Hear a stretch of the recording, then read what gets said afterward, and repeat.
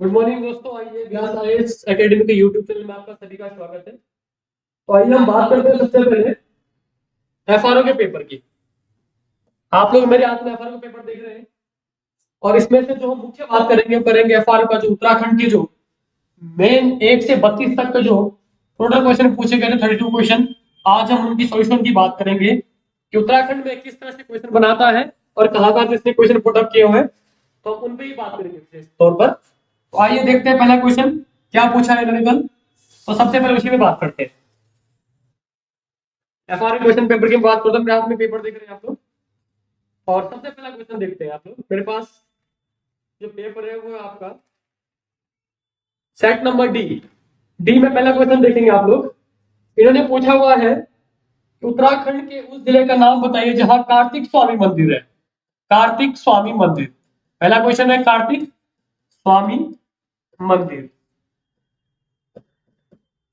आप सभी जानते हैं कार्तिक स्वामी मंदिर, नहीं जानते तो सुन लीजिएगा कार्तिक स्वामी मंदिर के थोड़ा सा बारे में कि कार्तिक स्वामी मंदिर है भगवान शिव और मां पार्वती के सबसे बड़े पुत्र है कार्तिक भगवान, और इनका मंदिर है आपका रुद्रप्रयाग में। रुद्रप्रयाग, यह रुद्रप्रयाग में स्थित मंदिर है कार्तिक स्वामी मंदिर। यहाँ पर रुद्रप्रयाग के मध्य आपको पता है एक छोटा सा मंदिर है कार्तिक स्वामी मंदिर। कहते हैं कि भगवान शिव और पार्वती ने यहाँ पर अपने बड़े बेटे कार्तिक के नाम पर यहाँ पे एक मंदिर बनवाया था जो आपका रुद्रप्रयाग में कार्तिक स्वामी मंदिर। तो पहला क्वेश्चन यही पूछा गया है उत्तराखंड जिले का नाम बताइए जहाँ पर कार्तिक स्वामी मंदिर है। तो आपका कार्तिक स्वामी मंदिर है आपका रुद्रप्रयाग में। Answer C is correct. दूसरा क्वेश्चन देखेंगे फटाफट से। दूसरे क्वेश्चन की मैं बात कर रहा हूं। दूसरा क्वेश्चन देखेंगे होली हिमालय पुस्तक के लेखक। कौन सी पुस्तक पूछिए? होली हिमालय। होली हिमालय, होली हिमालय पुस्तक के लेखक। अच्छा क्वेश्चन है, जिन लोगों को मैंने पढ़ाया है उनको भी पता है कि होली हिमालय में कई बार बोल चुका हूं कि होली हिमालय पुस्तक के लेखक है आपके ई सरमन ओकले। ई सरमन ओकले। ओकले, यह वो व्यक्ति है जिनकी पुस्तक है होली हिमालय। तो इसमें ऑप्शन बी इज करेक्ट। दूसरे का बी करेक्ट है बिल्कुल, ठीक है। तो होली हिमालय किसकी पुस्तक है? आपकी ई सरमन ओकले की। Next question third. Third question की अगर मैं बात करूंगा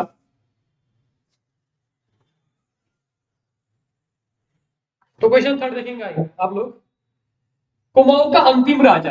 कुमाऊं का अंतिम राजा, मैं आपको कई बार बता चुका हूं अंतिम राजा के बारे में जब मैंने आपको कुमाऊं में चंद राजवंश पढ़ाया था। और चंद राजवंश में पढ़ा था 1790 में। कुमाऊं के जो अंतिम राजा होते हैं वो होते हैं महेंद्र चंद। कई बार आपको रिपीट करवा चुका हूं और एज इट इज क्वेश्चन ऐसे पूछता है आयोग जो हम यहाँ पर व्यास आईएएस एकेडमी में जितने भी हम पढ़ाते हैं या जितने में हमने अभी तक पढ़ा है टॉपिक हिस्ट्री कंप्लीट की है उन सब में से 38 क्वेश्चन बने हैं कुमाऊं का अंतिम राजा महेंद्र चंद। 1790 में गोरखाओं ने कुमाऊं पर अपना आधिपत्य स्थापित कर लिया था। तब मैंने आपको बताया था महेंद्र चंद और चाचा लाल सिंह यहाँ से दोनों व्यक्ति यहाँ से भागकर आपके तराई और भावड़ क्षेत्र में शरण ली थी। तराई और भावड़ क्षेत्र में शरण ली थी, मैंने आपको कंप्लीट करवा चुका था। तो इसका आंसर होगा B is correct answer, third का बी महेंद्र चंद। आइए चौथा क्वेश्चन देखते हैं। चौथे क्वेश्चन की मैं बात कर रहा हूं उसमें फटाफट देख लेंगे। चौथा क्वेश्चन पूछा इन्होंने गढ़वाल के उस शासक का नाम बताइए जो आदिनाथ के नाम से जाना जाता है। गढ़वाल के उस शासक का नाम बताइए जो आदिनाथ। मैं आपको स्टार्टिंग में जब मैंने आपको परमार राजवंश या पवार राजवंश पढ़ाया जिन बच्चों को, सबसे पहले मैंने यही बोला होगा कि अजय पाल को आदिनाथ सावरी ग्रंथ, या मैंने बता चुका हूं सावरी ग्रंथ में अजय पाल को आदिनाथ कहा गया है। तो इसमें सीधा सीधा ऑप्शन दे रखा है कि भैया अजय पाल ऑप्शन ए। तो अगर आपने अगर किसी ने व्यास आईएएस एकेडमी का यूट्यूब चैनल देखा होगा या यहाँ आ रहे होंगे पढ़ रहे होंगे उनको ये क्वेश्चन करेक्ट है कि आदिनाथ को सावरी ग्रंथ में अजय पाल, तो आदिनाथ को सावरी ग्रंथ में किसको? अजय पाल को। अजय पाल को आदिनाथ कहा गया है। करेक्ट है बिल्कुल option A right answer. Next question, पांचवा क्वेश्चन पूछा इन्होंने। जितना भी एकेडमी में हमने अभी तक पढ़ाया एक भी क्वेश्चन बाहर नहीं है। पांचवा क्वेश्चन है देहरादून। मैंने आपको डिस्ट्रिक्ट देहरादून के बारे में पढ़ाया और जब मैंने आपको डिस्ट्रिक्ट देहरादून के बारे में पढ़ाया था, सबसे पहले मैंने यही बात कही होगी कि भैया इसको रेलवे स्टेशन में सन 1900 में जोड़ा था। सबसे पहला पॉइंट मेरा नोट में देख लेंगे, यही लिखा है। और एज इट इज क्वेश्चन छापा है, देहरादून में रेल मार्ग से कब जोड़ा गया, देहरादून को रेल मार्ग से कब जोड़ा गया, तो सीधा सीधी बात है 1900 ईस्वी में देहरादून को रेल मार्ग से जोड़ा गया। Option A is correct answer. Next मैं बात करता हूँ क्वेश्चन 6 की। ऐसे क्वेश्चन पूछे जो मैंने पढ़ाया हुआ है, बिल्कुल एज इट इज ही है, एकेडमी में जितना ही पढ़ाया गया है एज इट इज है। नेक्स्ट क्वेश्चन नंबर 6 देख लीजिए। खतलिंग ग्लेशियर, खतलिंग ग्लेशियर ये पूछ रहा है, खतलिंग ग्लेशियर। ये क्वेश्चन पूछने का अर्थ समझ रहे हैं आप लोग? खतलिंग हिमालय ग्लेशियर कहाँ स्थित है, यहाँ से कौन सी नदी बहती है? तो खतलिंग से आपको पता है खतलिंग टिहरी में है, ठीक है, टिहरी में खतलिंग है और यहां से निकलती है आपकी भिलंगना नदी, ठीक है, भिलंग नदी। ये क्वेश्चन कैसे पूछ रहा है देखो, आयोग ऐसा नहीं है बस, क्योंकि खतलिंग हिमानी इसलिए पूछा गया है क्योंकि आपको पता है भिलंगना नदी को पुराणों में, भिलंगना नदी को पुराणों में पांचवा धाम माना गया है। इसलिए नदियां तो बहुत है उत्तराखंड में, काली है, आपकी भागीरथी है, अलकनंदा है, सारणा है, धुलीगंगा है, पूर्वी पश्चिमी नयार है, लेकिन भिलंगना क्यों पूछा गया? क्योंकि इसको पुराणों में पांचवा धाम भिलंगना नदी को माना गया है, इसलिए ये क्वेश्चन यहाँ से उठाया है। अगर क्वेश्चन कल कितने बनेगा पीसीएस में कि पांचवा धाम किस नदी को, तो भिलंगना नदी को पांचवा धाम के रूप में माना गया है, इसलिए क्वेश्चन पुट अप हुआ है। आइए नेक्स्ट क्वेश्चन, जिसका आंसर आप देखेंगे ऑप्शन सी, 6 का option C correct answer. Next question number 7 देखेंगे, बात करेंगे क्वेश्चन नंबर 7 की। क्वेश्चन नंबर 7 जो इन्होंने पूछा हुआ है आयोग ने, एफआरओ ने जो पूछा है, ये पूछा है उत्तराखंड से खड़ी बोली के पहले कवि, खड़ी बोली के पहले कवि। मैंने आपको बताया था खड़ी बोली के पहले कवि, बिल्कुल स्पष्ट। जिन बच्चों को यहाँ एकेडमी में जो बच्चे ऑफलाइन आए हैं उन सबके नोट्स में देख लेना, खड़ी बोली के आपके मैंने बताया था लोक रत्न पंत, लोक रत्न पंत जिनको गुमानी पंत के नाम से भी जाना जाता है, गुमानी पंत के भी नाम से भी जाना जाता है, यह वो लोक रत्न पंत है जिनको कुमाऊं गढ़वाल का प्रथम कवि माना जाता है और इनको खड़ी बोली का कवि भी माना जाता है। तो क्वेश्चन नंबर 7 का option C is correct answer, Lok Ratna Pant is correct answer. Next मैं बात करने वाला हूं क्वेश्चन नंबर 8 की। नेक्स्ट मैं बात करने वाला हूं क्वेश्चन नंबर 8 की। तो आइए देखते हैं क्वेश्चन नंबर 8। शिव प्रसाद डबराल, मैंने आपको बताया था एनसाइक्लोपीडिया ऑफ उत्तराखंड, जब मैंने आपको उत्तराखंड हिस्ट्री पढ़ाया है तो मैंने आपको सबसे पहले बताया था 1956 1956 बताया था 1956 में शिव प्रसाद डबराल ने उत्तराखंड उत्खनन कार्य का प्रारंभ किया था। शिव प्रसाद डबराल ने, इनको चारण भी कहते हैं, चारण भी कहते हैं प्यारे विद्यार्थियों, चारण से कहते हैं, चारण मीन्स होता है घुमक्कड़, घुमक्कड़। ये व्यक्ति कैसे घुमक्कड़ घूमने वाले हैं और इन्होंने उत्तराखंड के इतिहास को 12 भागों में लिखा है, इसलिए इनको इतिहासकार भी कहा जाता है। तो आपका इस हिसाब से ऑप्शन 8 का option B is correct answer, 8 का बी इज करेक्ट आंसर, इतिहासकार। क्योंकि प्यारे विद्यार्थियों इन्होंने उत्तराखंड के इतिहास को 12 भागों में लिखने का कार्य किया है, ठीक है, तो option B is correct answer. आइए बात करते हैं नेक्स्ट क्वेश्चन की। नेक्स्ट क्वेश्चन 9 क्वेश्चन की बात करता हूं मैं। आइए नेक्स्ट 9 क्वेश्चन की मैं बात करता हूं, क्वेश्चन नंबर 9। तो क्वेश्चन नंबर 9 देखिए आप लोग, उत्तराखंड में दूसरी सबसे ऊंची पर्वत चोटी कौन सी है? तो भैया सीधी सीधी बात है, जिनको मैंने पर्वत पढ़ाया है, मैंने सबसे पहले पढ़ाया था आप लोगों को कि भैया उत्तराखंड का नंदा देवी पर्वत सबसे ऊंचा पर्वत है। नंदा देवी पर्वत ऊंचाई है 7817 मीटर, ठीक है। और दूसरा मैंने आपको बताया था कामेट पर्वत, कौन सा? कामेट पर्वत, कामेट पर्वत की है 7556 मीटर, बिल्कुल। तो कामेट इज करेक्ट आंसर, आप ऑप्शन में देख सकते हैं 8 का, 9 का है आपका B, B is correct answer, 9 का बी इज करेक्ट आंसर, ये आप देख सकते हैं। क्लियर?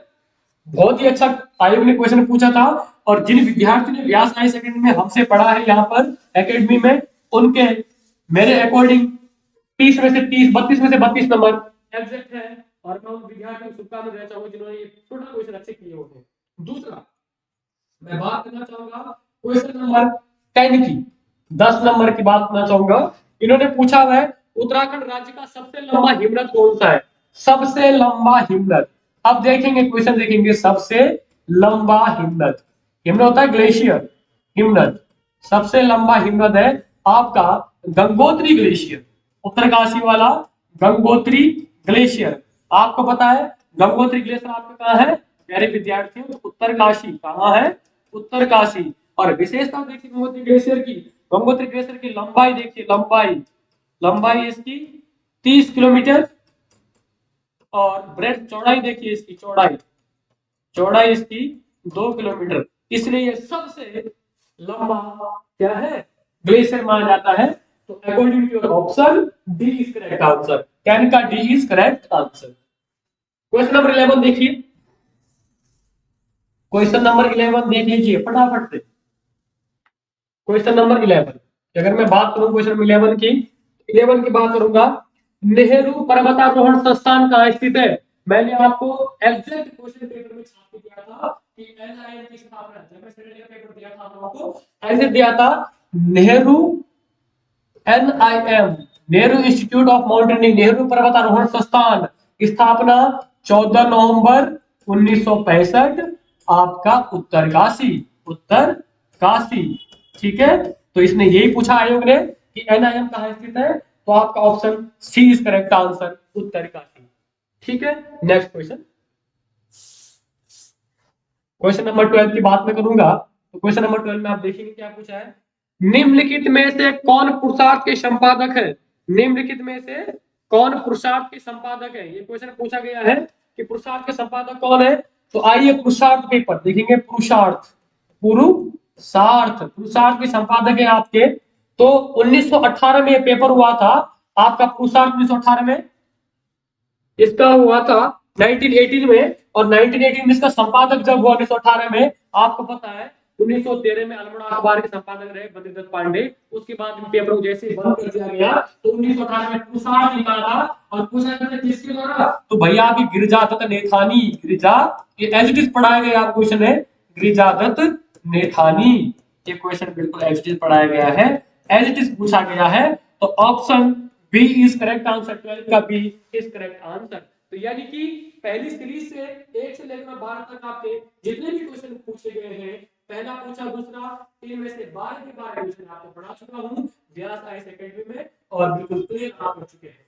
ठीक है, आइए अब नेक्स्ट आप बात करते हैं 12 के बाद नेक्स्ट क्वेश्चन। नेक्स्ट क्वेश्चन की मैं बात करूंगा, तो नेक्स्ट क्वेश्चन कौन सा है देखेंगे आप लोग।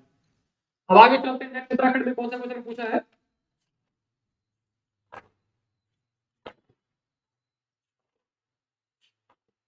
अब इसके बाद है नेक्स्ट क्वेश्चन,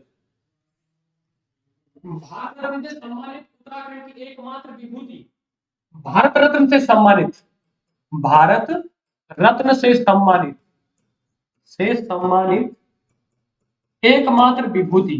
तो आपको पता है 1957 में उत्तराखंड के एकमात्र व्यक्ति हैं जिनका नाम है गोविंद बल्लभ पंत। कौन है? गोविंद बल्लभ जी भी पंत जी हैं, जिनको जो है भारत रत्न 1957 में सम्मानित किया गया। ये उत्तराखंड की वो विभूति है जिनको भारत रत्न मिल चुका है। तो अकॉर्डिंग टू योर ऑप्शन आपका डी सेट का, सेट नंबर डी है मेरे पास, डी सेट का 77 का 77 का बी इज करेक्ट आंसर। ठीक है, मेरे पास डी सेट है और डी सेट का 77 का आपका B is correct answer. Next मैं बात करने वाला हूं, जो मैं बात करने वाला हूं देखेंगे आप लोग नेक्स्ट क्वेश्चन की। ठीक है, नेक्स्ट क्वेश्चन है आपका 14th वाला क्वेश्चन। 14 क्वेश्चन है आपका,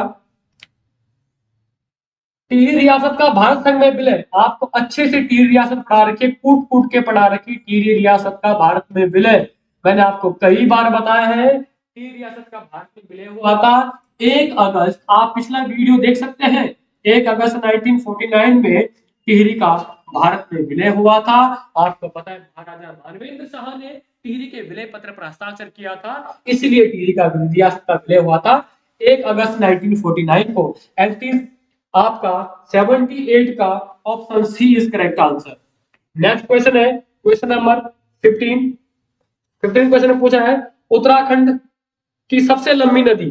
तो according to your option Uttarakhand की सबसे लंबी नदी 252 किलोमीटर जो बहती है, वो बहती है आपकी काली नदी, जो आपके तिब्बत श्रेणी से निकलते हुए और आपके पिथौरागढ़ के मार्ग से बहती हुई आपके कुमाऊं में बहती है। ये आपकी काली नदी है, 252 किलोमीटर इसकी लंबाई है राज्य में। तो according to your option, option B is correct answer, Kali नदी। ठीक है, नेक्स्ट क्वेश्चन। नेक्स्ट क्वेश्चन की मैं बात कर रहा हूं, तो नेक्स्ट क्वेश्चन देख लीजिए आप लोग। नेक्स्ट क्वेश्चन की मैं बात कर रहा हूं अभी। नेक्स्ट क्वेश्चन है 80 80, यानी कि आपका 16वां question according to your 1 to series.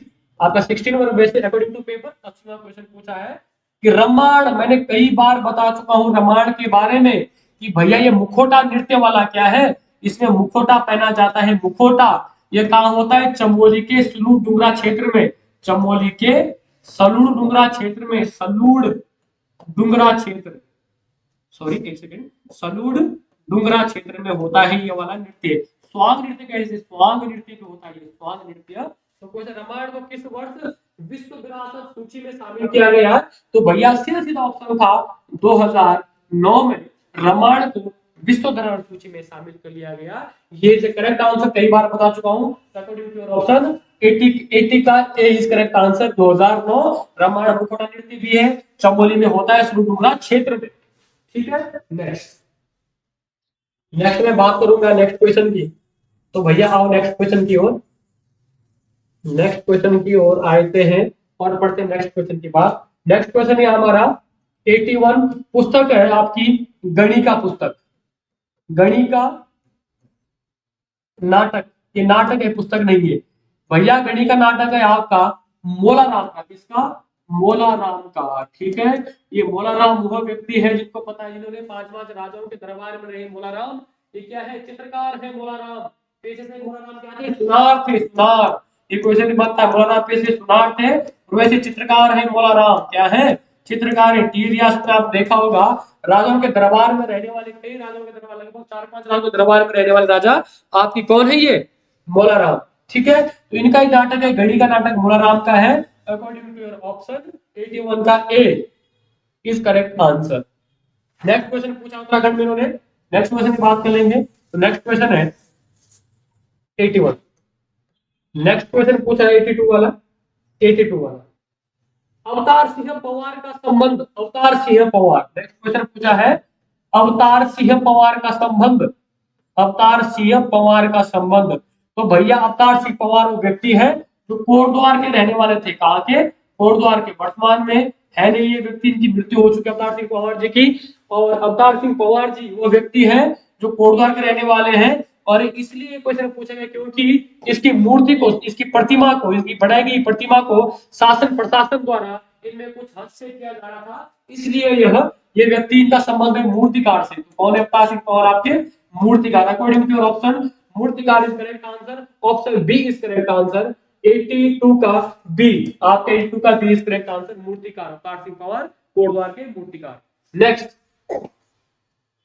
Next में क्वेश्चन आपका, नेक्स्ट क्वेश्चन है नागेंद्र सकलानी किस तिथि को शहीद हुए थे? 83 का क्वेश्चन है नागेंद्र सकलानी। मैंने आपको नागेंद्र सकलानी बताया था, नागेंद्र सकलानी और भोलू भंडारी दो व्यक्ति बताए थे, नागेंद्र सकलानी और भोलू भंडारी। ये जो नागेंद्र सकलानी व्यक्ति, आपको जब मैंने आपको महाराजा मानवेंद्र शाह पढ़ाया था, महाराजा मानवेंद्र शाह पढ़ाया था, तो नागेंद्र सकलानी उस समय पढ़ाया था। तो भैया मानवेंद्र शाह का कार्यकाल कितना है? 48 से 49 है ना, आपका 46 से 49 46 से, और 1 अगस्त जब तक विलय हो जाती तब तक। तो भैया 48 में सकलाना विद्रोह हुआ था, 1948 में, और उसी में शहीद हुए थे आपके नागेंद्र सकलानी। ठीक है, आपके टिहरी के रहने वाले हैं। टिहरी में गांव पड़ता है पुजार गांव। कहाँ के हैं ये टिहरी के पुजार गांव के रहने वाले हैं नागेंद्र सकलानी जी। ठीक है, बस इतना याद रखना आपको। According to your option, option C 83 का सी इज करेक्ट आंसर। ठीक है, नागेंद्र सकलानी तो आपके 1948 में, डेट दी देखिए उन्होंने 11 जनवरी, 11 जनवरी 1948 को ये शहीद हुए थे। ठीक है,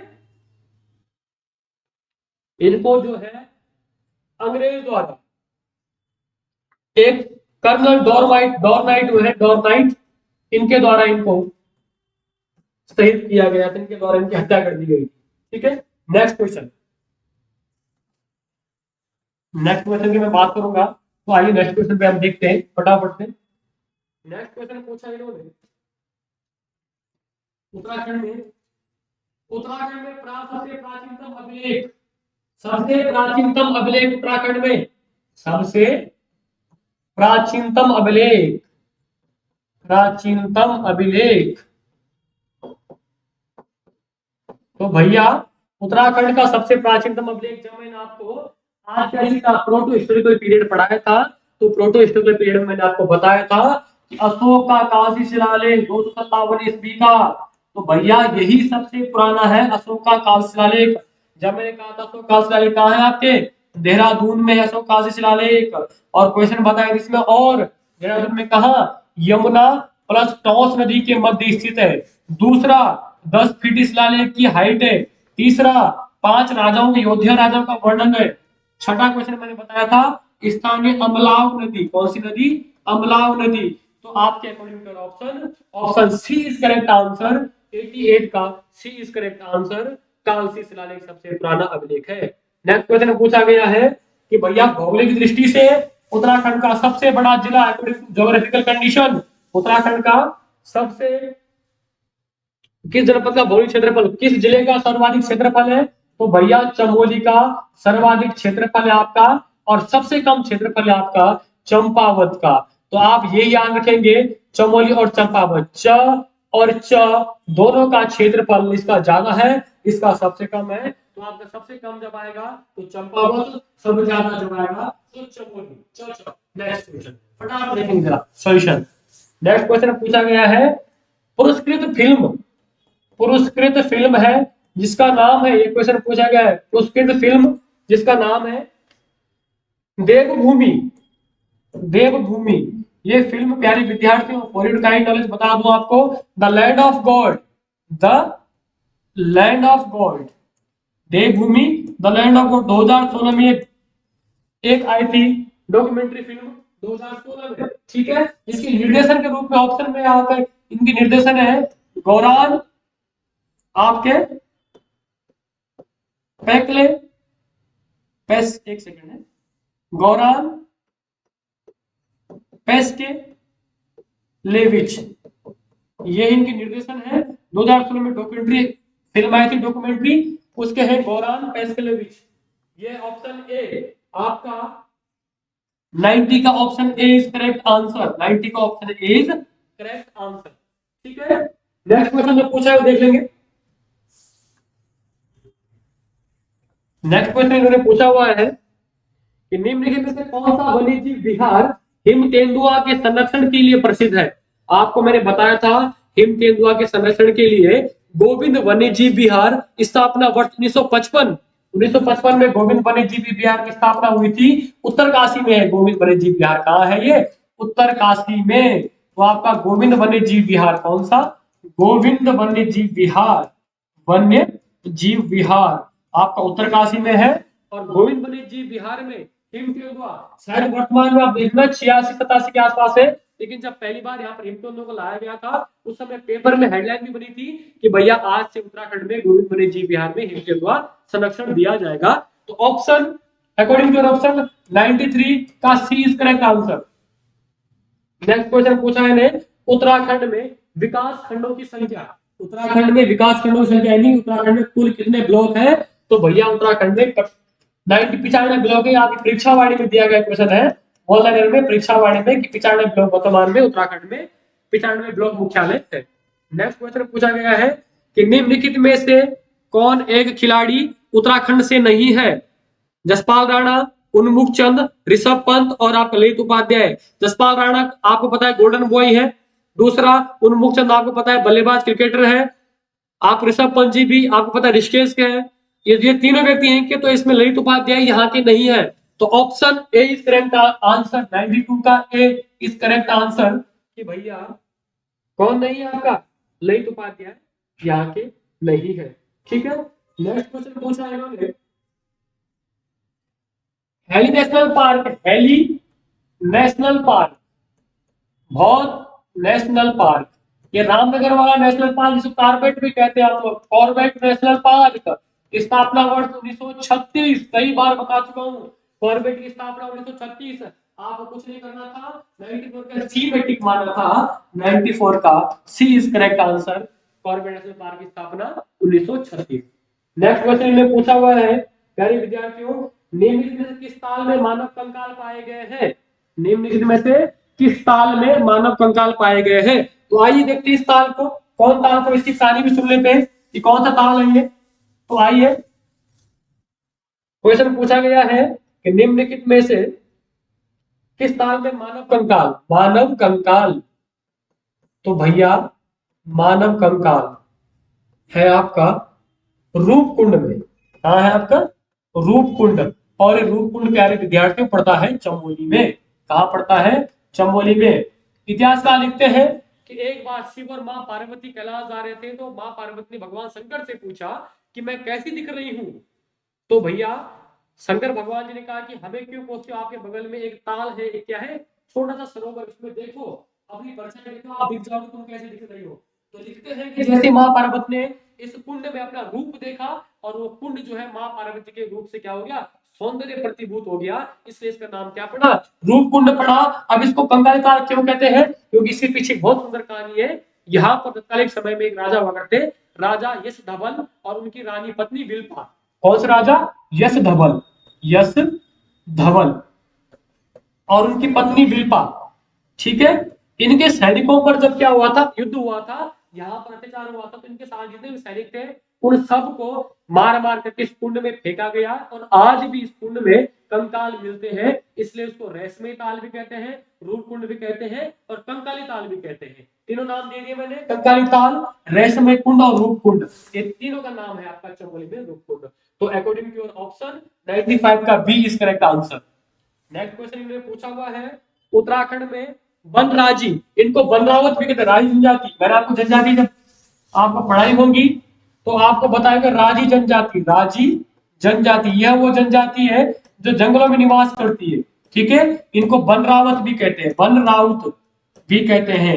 ठीक है, ये जंगलों में निवास करने वाली है, और यह पिथौरागढ़ के, यह पिथौरागढ़ के लगभग 66% राजी, यही 66% राजी इस क्षेत्र में कौन कौन से, आप गंगोली हाट, एक आपका कनाली छिना, दो आपका डीडी हाट, तीन, इन तीन जगहों पे गंगोली हाट, कनाली छिना और डीडी हाट, इन तीनों पे 66% उत्तराखंड में, इस जनपद पिथौरागढ़ में राई जनजाति पाई जाती है। तो according to option, option B is correct answer, option B, 96 का option B is correct answer. ठीक है, तो प्यारे विद्यार्थियों नेक्स्ट क्वेश्चन में पूछा हुआ है, रामायण मैंने अभी बताया था, 2009 में दो सूची में शामिल किया था।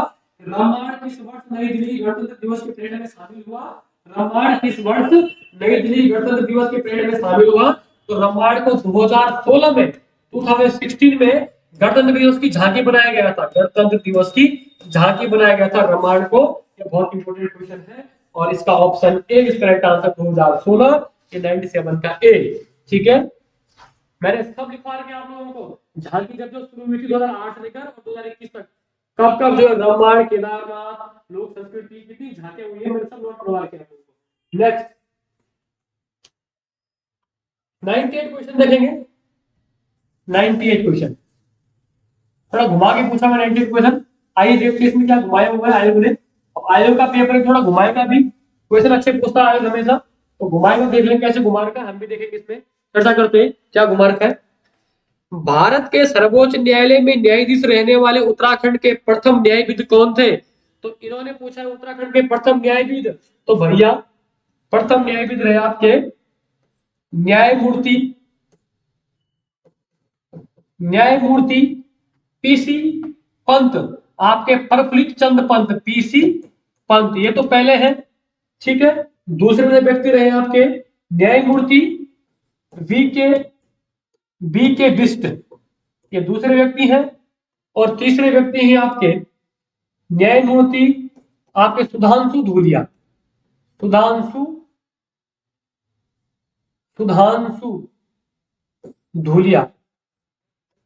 तो अब देखिए ये तीनों ऑप्शन में, और एक और व्यक्ति ऑप्शन में है न्यायमूर्ति MM घिरडियाल। इसको छोड़ के उसने क्वेश्चन कैसे घुमा रखा आयोग ने कि भारत में सर्वोच्च न्यायालय के न्यायाधीश के रहने वाले उत्तराखंड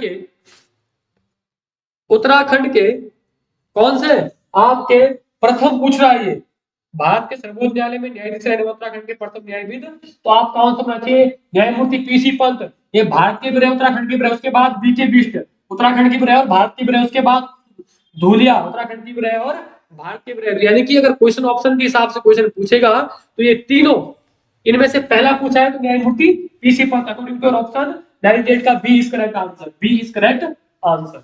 ठीक है, समझ गए। नेक्स्ट नेक्स्ट हम बात कर रहे हैं जिसके बाद नेक्स्ट क्वेश्चन है उत्तराखंड उच्च न्यायालय में सबसे पहले किस नदी को जीवित प्राणी का दर्जा दिया गया था। सभी जानते हैं जीवित नदी एकमात्र नदी है आपकी जिसका नाम है गंगा। जिसका नाम है गंगा। आपको पता है 20 मार्च को इस नदी को जीवित जीव की संज्ञा दी गई थी। According to your option B is correct answer. आपका 99 का B is correct answer. Ganga नदी को जीवित जीव का दर्जा दिया था। और आज का लास्ट क्वेश्चन सुनेंगे आप लोग 32 वाला क्वेश्चन 32 क्वेश्चन यानी कि जो भी पढ़ाया था सब क्वेश्चन आप कर चुके हैं लगभग क्रैक कर चुके सभी आप। लास्ट में क्वेश्चन है आपका 32वां क्वेश्चन आज कि पुरोला में उत्खनित यज्ञ वेदिका स्थल पुरोला में उत्खनित यज्ञ वेदिका स्थल पर किस वंश से संबंधित तांबा का सिक्का प्राप्त हुआ। तांबे का सिक्का प्राप्त हुआ। तो भैया आपको मैंने कुलिंद पढ़ा रखा। कुलिंद हो नहीं सकता क्योंकि कुलिंदों की अपनी मुद्रा थी। प्रारंभिक प्रकार की मुद्रा, अल्पना प्रकार की मुद्रा, सतस्तर प्रकार की मुद्रा, हो नहीं सकते। अब दो बचे आपके कुषाण बचे, आपका कुषाण बचा और एक बचा आपका पौरव वर्मन। तो आपका जो मत जा रहा है सबका वो ये जा रहा है कि इसका सी इस करेक्ट थर्ड इसका पौरव वर्मन इसका करेक्ट आंसर है। आयन के आंसर की क्या लगाती है बाद बाकी देखते हुए वैसे इसका कंफर्म पौरव वर्मन ही होगा क्योंकि इसके ही तांबे के सिक्के मिले थे किसी बुक में मैंने देखा था। बाद बाकी आपके 32 क्वेश्चंस अकॉर्डिंग टू ऑप्शन 100 का आपका सी इज करेक्ट आंसर। तो आपका 32 क्वेश्चन जितने मैंने आपको बताया है इन सब में से उत्तराखंड का जितना भी था वो आप कर चुके हैं। तो दोस्तों ऐसा नहीं है व्यास साइंस एकेडमी में जितने विद्यार्थियों को पढ़ाया है उसमें से जितने विद्यार्थी अगर आप पेपर देखेंगे एलसी जो पढ़ाया गया है वही पेपर में पूछा गया है। आयोग का एकमात्र फायदा ये होता है कि आप जितना पेपर में यहाँ पढ़ा एकेडमी में उतना ही क्वेश्चन पेपर में एलसी बनेगा ही बनेगा। तो ठीक है दोस्तों ये थे आपके आज के 32 क्वेश्चन जो कल के एफआर में पूछे गए थे। आसान उम्मीद करता हूं अगर आप लोगों ने पेपर दिया हो तो ऐसे ही 32 के 32 क्वेश्चन सही किए होंगे। धन्यवाद।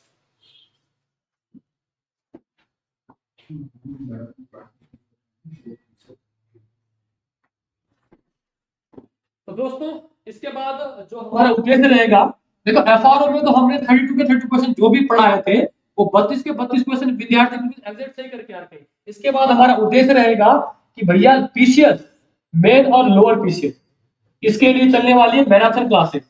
मैराथन क्लासेस तो जो विद्यार्थी जिस विद्यार्थी कभी जिसका मतलब जिसको ये लगता है कि सर क्वेश्चन कहां से बनते हैं कैसे बनते हैं वो सिर्फ हमारे मैराथन क्लास पर फोकस करें और आपको 50 से 100% के बीच में आपको क्वेश्चन यही से मिलेंगे चाहे पीसीएस हो या लोअर पीसीएस हो एज इट इज क्वेश्चन ऐसे मिलेंगे। और हमारी पूरी कोशिश रहेगी हम मैराथन क्लासेस में उन सब चीजों को कवर कराया जाए जो आने वाले एग्जाम में आपके आएंगे चाहे पीसीएस हो या लोअर पीसीएस हो। तो ठीक है आज के लिए इतना ही। धन्यवाद।